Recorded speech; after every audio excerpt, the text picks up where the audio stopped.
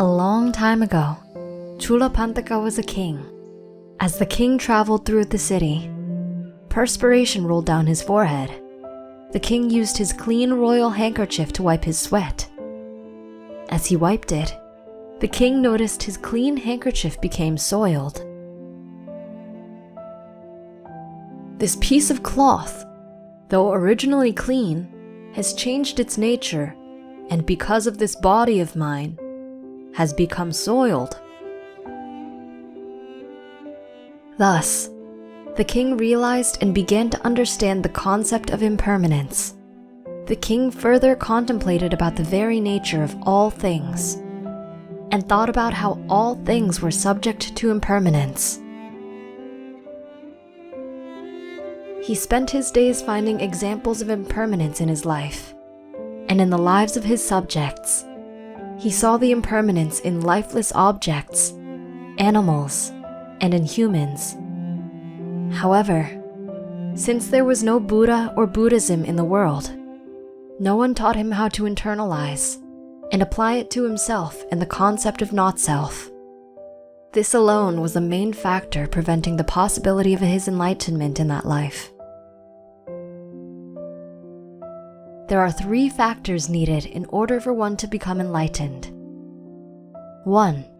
One must have the right method. For anyone who is not a Buddha, this is not possible without a Buddha or Buddhism.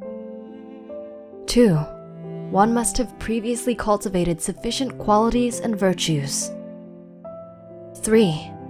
One must put forth the right effort in the right method in order to yield the right results.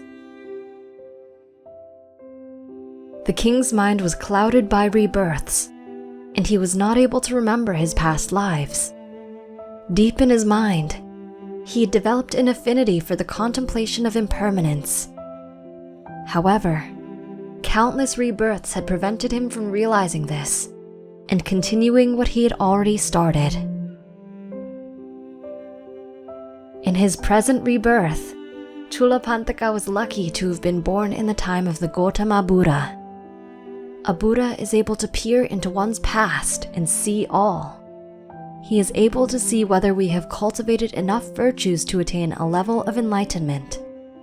He is able to see what contemplations we have started in the past, and which topics are the most suited for us to continue now.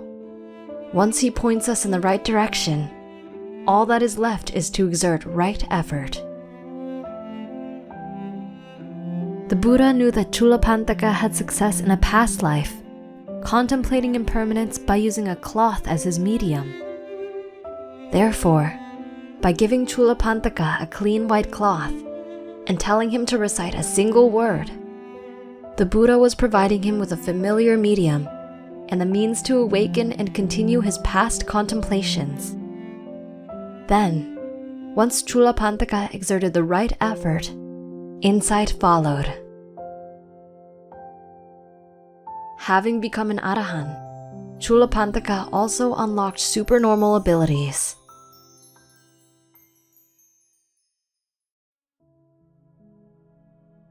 At that same moment, Chiwaka was bringing water as a mark of donation to the Buddha. However, the Buddha covered his bowl and said, "Chiwaka, are there no monks staying back at the monastery?" "My lord, the Venerable Mahapantaka has stated that there were no monks left at the monastery." "There are, Chiwaka." Chiwaka then sent a man to go check if there were any monks left behind at the temple.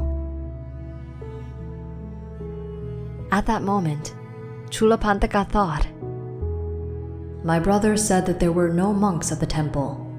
I will show him that there are." He used his supernormal powers to create 1,000 monk copies of himself and filled the entire mango grove with them. Some were tending to robes, some dyeing robes, and others were engaged in their studies. Each of his copies was able to act independently from the others. The man saw this and returned to Chiwaka and reported what he saw, saying, "Master, the entire mango grove is full of monks." "Go to the monastery and tell the monks that the teacher summons the monk who goes by the name Chulapantaka." He went and said that, and was met with 1,000 voices saying, I am Chulapantaka. I am Chulapantaka. The man returned and reported this, and was told to go back and grab a hold of the first monk to respond, and that the rest would disappear. He went and did as he was told. At the moment he grabbed the arm of the first monk to respond, the other monks disappeared. The elder Chulapantaka accompanied the man and joined the Buddha and the other monks for a meal at the house of Chiwaka. After the meal, the Buddha said, "Chiwaka, take hold of Chulapantaka's bowl. He will teach the Dhamma that is usually taught after a meal." The Venerable Chulapantaka delivered a religious discourse embracing the 3 Pitakas. The audience felt like they were hearing a young lion roaring. After the discourse by Chulapantaka, the Buddha rose from his seat and returned to the monastery accompanied by the assembly of monks.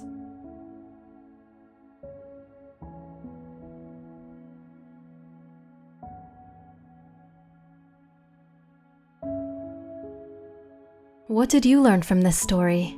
Let us know in the comments. We hope you enjoyed the video. Click like if you did, and click subscribe if you want to see our uploads. And consider making a donation to support our Buddhist animation project.